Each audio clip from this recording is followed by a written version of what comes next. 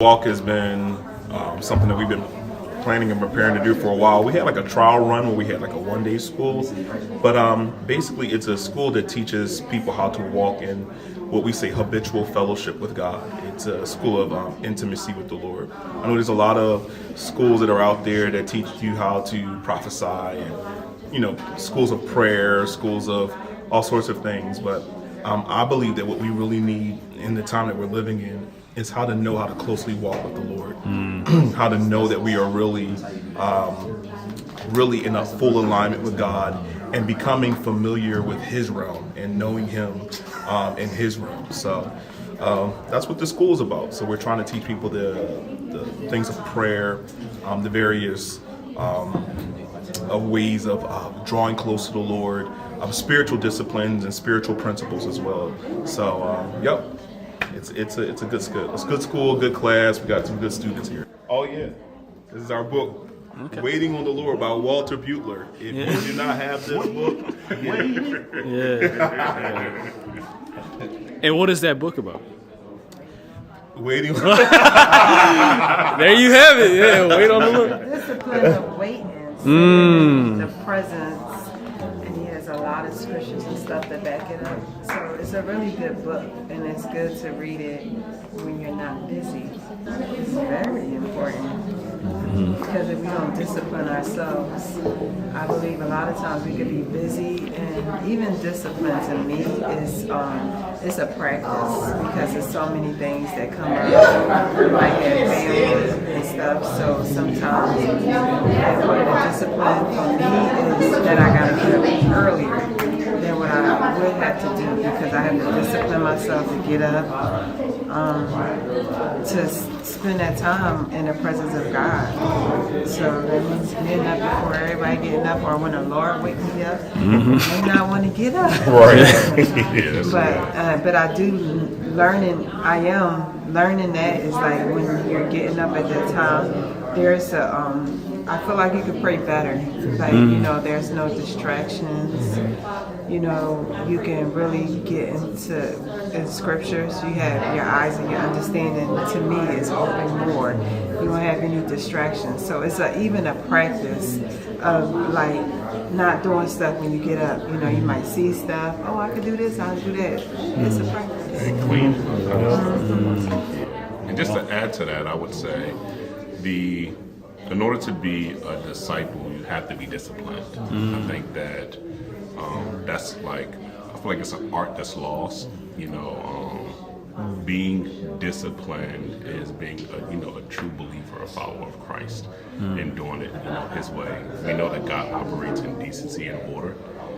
And in order to do that, you have to be disciplined. And I believe that's one of the first steps of, how do I become a true disciple, a true follower of Christ?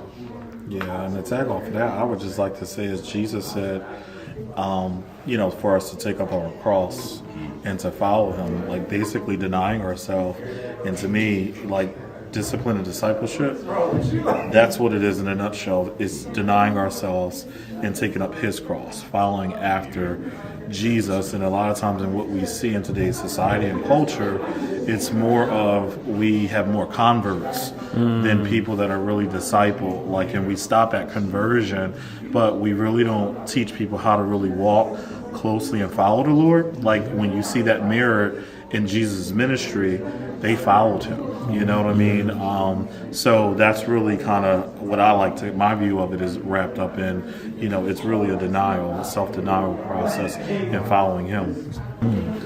I think our hope is to prepare a bridal company. I feel like Jesus is coming back for a bride, right? Many people talk about the glorious church, but not too many people really emphasize the bride. And that's what Enoch was a representation of. It was the bride of Christ, right? He lived on some of the darkest days in history. It was horrible things going on, a lot of darkness. And it reminds me of Isaiah 60, where it says that darkness will cover the earth, gross darkness to people, but the glory of the Lord will rise upon His people. And so Enoch walked with God, even though it was some of the darkest days in earth's history. But he lived so and walked so closely with the Lord till he was no more, which is a picture of the bride of Christ.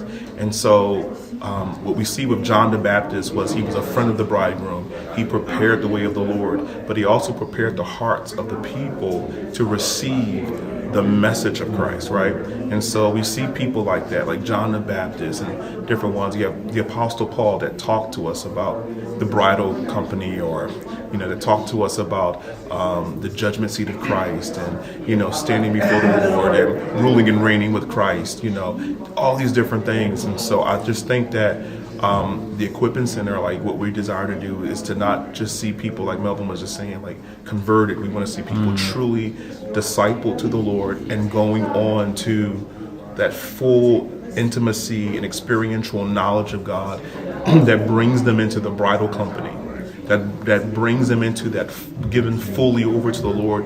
That the book of Song of Solomon talks about the Shulamite bride, whose heart, whose eyes are only for the bridegroom.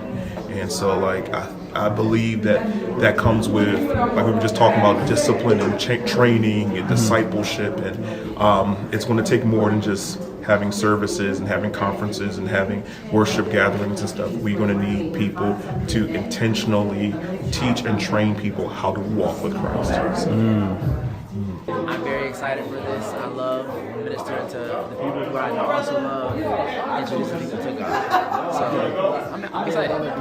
And what has been your experience so far in Enoch's work? A lot. It's been very informative. It's helped me to look at the scriptures from a different way.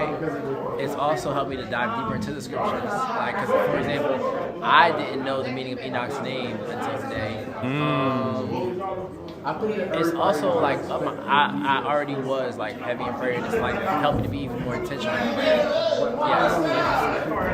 It's also, I keep saying it also has given me a different awareness of the presence of the Lord. Like, prime example, I start setting up a chair when I pray. There's this chair in my house. It's a Red Beach chair. I literally won't let anybody or anything touch the Red Beach chair.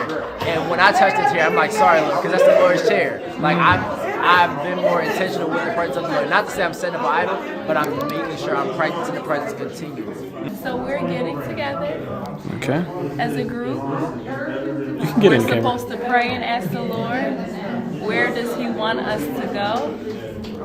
And come back together and talk about what we sense the Father is saying. And then after that, we are to find out what spirit, whether good or bad, is leading that area where we're going to minister. And then ask the Lord, what is it that He wants us to do? Who is it that He wants us to talk to? And basically just follow the Lord's direction and how He would have us to minister as a group. Right now, I ain't feeling mad excited because, like, hopefully I do find, like, my calling to do for the Lord. And I know this will help my increase for the love of the Lord. And this is all gonna be like our big testimony for days to come, and like tell people like, we did this and we experienced the Lord like this, and we encountered the Lord, and we also encountered not good spirits, and be like, yo, you really gotta be like 10 toes. I hope people come more into Christ and help people get back into Christ, not just like. You may have had a bad experience with the people who are following Christ and known as Christians. We are all Christians, obviously. I don't submit to any kind of title unless the Lord gives me a title. But like, for the people who experience bad stuff in their life and they start to question God, that's a really good question. I had those types of questions. And I hope that we can encounter those answers from the Lord, and we can give it to the people that can finally understand, like, why is this happening, why did it happen. Basically, I feel like we're just kind of doing some evangelizing. We're going to go, we're going to pray around a location, we're going to ask God, we're sure to build not only just spiritually but physically. We're going to go and we're going to pray for God's people, pray for the bride of Christ. Nasir here is the team lead, we got Marla as the captain, and we all just you know, we prayed about it. We asked God to guide us during these next couple of weeks, figure out exactly, you know, where we should go, what we should do, what we should pray about. So we just, right now, just leaning on the Lord and just waiting for Him to respond and just go from there. My name's Michelle. I'm here with the Enoch School, the Enoch Walk School. It's a journey. I'm pretty excited about it. If they have another school, my suggestion is joining. You know, it's all for the killing of the flesh and the edifying of the spirit. So let's grow in the Lord. So adding on to that, what encouraged you to join Enoch's Walk? Just to grow in the Lord, grow in the things of the Lord. I wasn't raised in the church. Can we do a formal dismissal? So I find myself pretty excited about the things of the Lord. We can let all of y'all go. And first thing I want to do, and knowing that I can truly grow in the Lord. Like, I didn't know it was a real your thing, area. that you can really inhabit the Lord. So I think that's the thing that excites me the most. If like, you see anything on the being floor, able you to see any, really like shouldn't be any take food. on the Lord. That is what inclines Any me. wrappers, Not even any to just tissues? join, but to continue to press and follow the Lord. So yeah. All right. Hey, I love that.